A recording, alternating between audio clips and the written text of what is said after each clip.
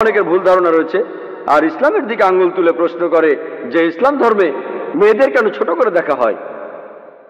যদি ভালো করে দেখেন এখানে শালীনতার কথা বলা হয়েছে।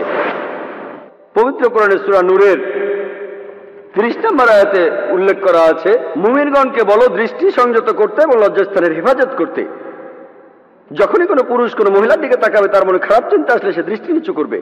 পরের আয়াত সূরা নূরের 31 নম্বর আয়াতে উল্লেখ আছে, মুমিন নারীদিগকেও বলো দৃষ্টি সংযত ও লজ্জাস্থানের হেফাজত করতে, যাহা সাধারণত প্রকাশ থাকে তাহা ব্যতীত যেন আবরণ প্রদর্শন না করে, গ্রীবা ও বক্ষদেশ যেন কাপড় দ্বারা আবৃত রাখে, এবং নিকটাত্মীয় ব্যতীত যেমন তাদের স্বামী সন্তান ব্যতীত আবরণ প্রদর্শন না করে। কোরআনে এবং হাদিসে হিজাবের 6টা পয়েন্টের কথা বলা হয়েছে, কোরআন এবং হাদিসেই আছে। প্রথমটা কতখানি, পুরুষদের নাভি থেকে হাঁটু পর্যন্ত, মহিলাদের জন্য পুরো শরীরই ঢাকতে হবে, দেখানো যাবে শুধুমাত্র মুখ আর হাতের কবজি পর্যন্ত। কিছু বিশেষজ্ঞ বলেন এটাও ঢেকে রাখতে হবে। এর পরবর্তী 5টা পয়েন্ট একই রকম। 2 নম্বরটা, তারা যে পোশাক পরবে সেটা আঁটোসাঁটো হবে না যাতে শরীরের গঠন বোঝা যায়। 3 নম্বর, এই পোশাক স্বচ্ছ হবে না, এমন আকর্ষণীয় হবে না যা বিপরীত লিঙ্গকে আকৃষ্ট করে। 5, পোশাকটা এমন হবে না যে পোশাক অবিশ্বাসীরা পরে। 6, বিপরীত লিঙ্গের মানুষের পোশাক পরা যাবে না। একইভাবে যদি হিন্দু ধর্মগ্রন্থ পড়েন, ঋগ্বেদে বলা হয়েছে 8 নম্বর গ্রন্থে 33 নম্বর অনুচ্ছেদের 19 পরিচ্ছেদে বলা হয়েছে, ব্রহ্মা তোমাদের নারী বানিয়েছেন, তোমাদের মহিলা বানিয়েছেন, সে কারণে তোমরা দৃষ্টি নিচু করো, মাথা উপরে তুলো না, পায়ের পাতা দুটো একসাথে রাখো, আর তোমাদের পোশাকের মধ্য দিয়ে তোমাদের শরীর যেন দেখা না যায়। তাহলে ঋগ্বেদের কথা অনুযায়ী 8 নম্বর গ্রন্থে 33 নম্বর অনুচ্ছেদে 19 নম্বর পরিচ্ছেদে বলা হয়েছে যে মহিলারা তাদের দৃষ্টি নিচু করবে, তারা বিপরীত লিঙ্গের মানুষের দিকে তাকাবে না আর পর্দার আড়ালে থাকবে। এছাড়াও ঋগ্বেদে বলা হয়েছে 10 নম্বর গ্রন্থে 85 অনুচ্ছেদে 30 পরিচ্ছেদে যে এটা শয়তানি আর খারাপ কাজ যে যখন কোনো পুরুষ তার স্ত্রীর কাপড় দিয়ে নিজের উরু ঢেকে রাখে। তার মানে হিন্দু ধর্মগ্রন্থ অনুযায়ী বিপরীত লিঙ্গের পোশাক পরা নিষিদ্ধ। এছাড়া উল্লেখ আছে মহাবীর চরিতে 2 নম্বর অধ্যায়ের 71 পৃষ্ঠায় যে শ্রী রামচন্দ্র যখন দেখলেন পরশুরামকে, তখন স্ত্রী সীতাকে বললেন যে পরশুরাম আমাদের গুরুজন, তুমি দৃষ্টি নিচু করো আর পর্দার আড়ালে যাও। তাহলে শ্রীরাম স্ত্রী সীতাকে বলছেন, যখন কোনো গুরুজন আসবে তুমি পর্দা টানবে আর দৃষ্টি নিচু করবে। এরপর আপনারা যদি ঐতিহাসিক বিভিন্ন নিদর্শন দেখেন, সেখানে ইন্ডিয়ান মহিলাদের দেখবেন তারা পর্দার আড়ালে আছে। প্রাচীন মুদ্রা গুপ্ত সাম্রাজ্যের সময়কার, যেখানে মহিলারা, ইন্ডিয়ান মহিলারা মাথায় পর্দা দিয়েছে, সেই পর্দা কাঁধ পর্যন্ত, কারো হাত পর্যন্ত। আজকের দিনেও ইন্ডিয়ার অনেক গ্রামে গেলে দেখবেন সেখানে মহিলারা মাথা ঢেকে রেখেছে, কেউ কেউ মুখও ঢেকে রেখেছে। তাহলে যদি মহিলাদের শালীনতা ভালো করে দেখেন, ইসলাম ধর্মে আর হিন্দুইজমে বলা আছে মহিলাদের শরীর ঢাকতে হবে। এছাড়া লোকজন আরো বলে যে ইসলাম ধর্ম কেন পুরুষদের একাধিক বিয়ের অনুমতি দিয়েছে। আসলে যদি ভালো করে দেখেন, বেশিরভাগ ধর্মগ্রন্থই পুরুষদের অনুমতি দেয় তারা যতগুলো খুশি বিয়ে করতে পারে। যদি রামায়ণ পড়েন, রামচন্দ্রের বাবা রাজা দশরথ, তার 3 জন স্ত্রী। যদি বিষ্ণু সূত্র পড়েন 24 অধ্যায় 1ম অনুচ্ছেদে একজন ব্রাহ্মণ 4টা বিয়ে করতে পারে। যদি মহাভারত পড়েন, কৃষ্ণের কতজন ছিল স্ত্রী? 4 জন, 10 জন, 1000, 10,000। কৃষ্ণের ছিল 16,108 জন স্ত্রী। কৃষ্ণের যদি 16,108 জন স্ত্রী থাকতে পারে, তাহলে মুসলমানদের 4 জন থাকলে কি সমস্যা? পবিত্র কোরআনের সূরা নিসা 3 নম্বর আয়াতে উল্লেখ করা আছে, নারীদের মধ্যে 2, 3 বা 4 জনকে বিবাহ করো, যদি সুবিচার করতে না পারো তাহলে 1 জনকে করো। ইসলাম 2, 3 বা 4 জন স্ত্রীর অনুমতি দিচ্ছে, তবে সুবিচার করতে না পারলে একটাই বিয়ে করতে বলছে। যদি সুবিচার করতে পারেন সর্বোচ্চ 4টা বিয়ে করতে পারেন, তার বেশি করতে পারবেন না। ইসলামে বহু বিবাহকে কেন অনুমতি দেওয়া হয়েছে জানতে চাইলে আমার ভিডিও ক্যাসেট দেখুন, ইসলামে নারীদের অধিকার।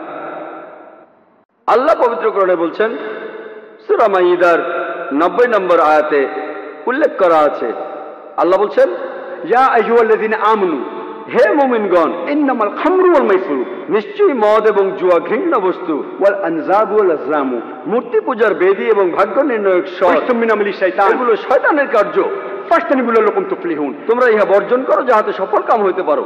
আল্লাহ এখানে আমাদের বলছেন যে মদ্যপান, জুয়া খেলা, হাত গণনা করা, মূর্তি পূজা, এই সব কিছুই শয়তানের কাজ, এগুলো থেকে দূরে থাকো যাতে সফল কাম হতে পারো। হিন্দু ধর্মগ্রন্থেও এই একই কথা বলা হয়েছে, মনুস্মৃতি পড়লে দেখবেন 9 নম্বর অধ্যায়ের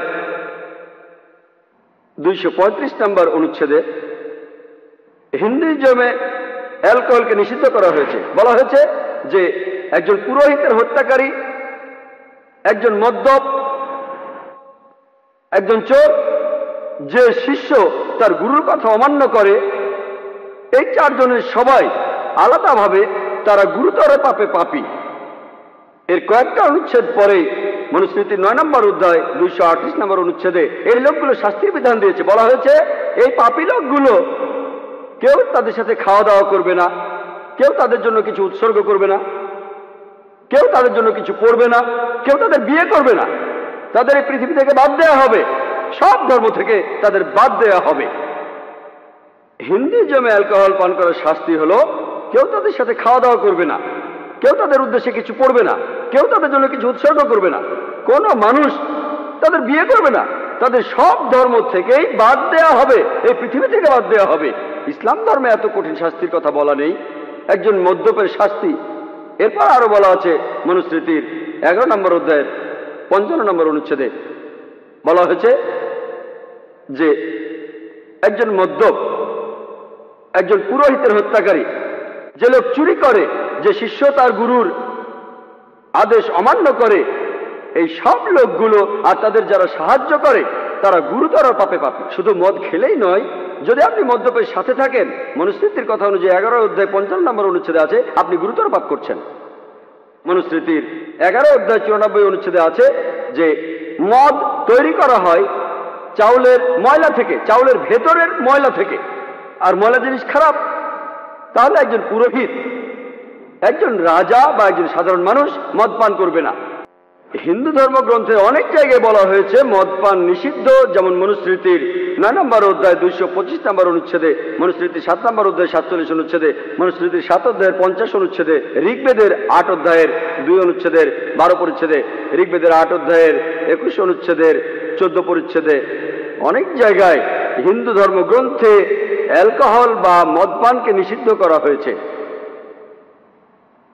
2 নম্বর পয়েন্ট, সূরা মাইদার 90 নম্বর আয়াতে উল্লেখ করা আছে, ইয়া আইয়ুহাল্লাযীনা আমানু ইন্নামাল খামরু ওয়াল মাইসিরু, নিশ্চয়ই মদপান এবং জুয়া ঘৃণ্য বস্তু। হিন্দু ধর্মগ্রন্থে জুয়া খেলাকেও নিষিদ্ধ করা হয়েছে। যদি আপনারা ঋগ্বেদ পড়েন 10 নম্বর অধ্যায়ে 34 অনুচ্ছেদে 3 পরিচ্ছেদে বলা হয়েছে যে একজন জুয়ারি সে বলছে যে তার স্ত্রী তাকে ত্যাগ করেছে, মা তাকে ত্যাগ করেছে।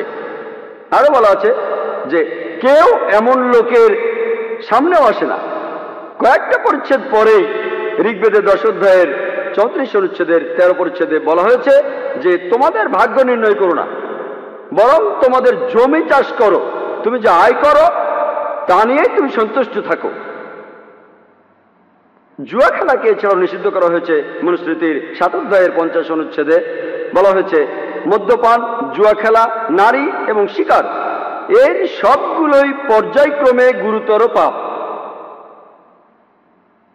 অ্যালকোহল পান করাকে এছাড়াও নিষিদ্ধ করা হয়েছে মনুস্মৃতির 7 নম্বর অধ্যায়ের 47 অনুচ্ছেদে, মনুস্মৃতির 9 নম্বর অধ্যায়ের 221 থেকে 228 অনুচ্ছেদে মদপানকে নিষিদ্ধ করা হয়েছে মনুস্মৃতির 9 নম্বর অধ্যায়ের 258 অনুচ্ছেদে। 3 নম্বর পয়েন্ট, ওয়াল আনজাবু ওয়াল আজলামু, মূর্তি পূজার বেদী ও ভাগ্য নির্ণয়ক স্বর। মূর্তি পূজা নিয়ে আমি আগে কথা বলেছি। ভাগ্য নির্ণয়ক স্বর, ভাগ্য গণনা, মনুস্মৃতিতে উল্লেখ করা আছে 9 নম্বর অধ্যায়ের 258 অনুচ্ছেদে যে যে ব্যক্তি তার জীবিকা নির্বাহ করে মানুষের ভালো খবরগুলি বলে, ভবিষ্যৎ বক্তা যে ভাগ্য গণনা করে, মনুস্মৃতির 9 নম্বর অধ্যায়ের 262 অনুচ্ছেদে বলছে রাজা তাদেরকে শাস্তি দেবেন তাদের অপরাধের মাত্রার উপর নির্ভর করে। এমনকি ভবিষ্যৎ বলে দেওয়াকে, ভাগ্য গণনা করাকে নিষিদ্ধ করা হয়েছে মনুস্মৃতির 9 নম্বর অধ্যায়ের 258 থেকে 262 অনুচ্ছেদে। কোরআন এরপর বলছে সূরা বাকারার 188 নম্বর আয়াতে উল্লেখ করা আছে ঘুষ দিতে নিষেধ করা হচ্ছে। কোরআন বলছে মানুষের ধন সম্পত্তি অন্যায়ভাবে গ্রাস করিবার উদ্দেশ্যে বিচারকের নিকট অর্থ পেশ করিও না। ঘুষ দেওয়া বা নেওয়াকে কোরআনে নিষিদ্ধ করা হয়েছে। এই একই কথার উল্লেখ আছে মনুস্মৃতিতে 9 নম্বর অধ্যায়ের 258 নম্বর অনুচ্ছেদে বলা হয়েছে যে ব্যক্তি বিপথগামী, একজন প্রতারক, একজন কর খেলাপি, এদের প্রত্যেককে 262 নম্বর অনুচ্ছেদে বলছে রাজা প্রত্যেককে তাদের অপরাধের মাত্রা অনুযায়ী শাস্তি দেবেন। এরপরে কোরআন শূকরের মাংস খাওয়াকে নিষিদ্ধ করেছে 4টি আয়াতে। আল্লাহ পবিত্র কোরআনে বলছেন, সূরা বাকারার 173 নম্বর আয়াতে উল্লেখ আছে, সূরা মাইদা 3 নম্বর আয়াতে উল্লেখ আছে, সূরা আনামের 145 নম্বর আয়াতে উল্লেখ আছে এবং সূরা নাহলের 115 নম্বর আয়াতে আছে, হুররিমাত আলাইকুমুল মাইতাতু ওয়াদ-দামু ওয়া লাহমুল খিনজির ওয়া মা উহিল্লা লিগাইরিল্লাহ বি। তোমাদের জন্য যাহা হারাম, মৃত জন্তু, শূকরের মাংস, রক্ত এবং যাহা জবাই করে আল্লাহর পরিবর্তে অন্য কাহারও নাম লওয়া হয়। পবিত্র কোরআনে যেসব হারাম করা হয়েছে তার মধ্যে একটা হলো শূকরের মাংস। শূকরের মাংস নিষিদ্ধ। আর হিন্দু ধর্মগ্রন্থ শূকর খাওয়াকে নিষিদ্ধ করা হয়েছে।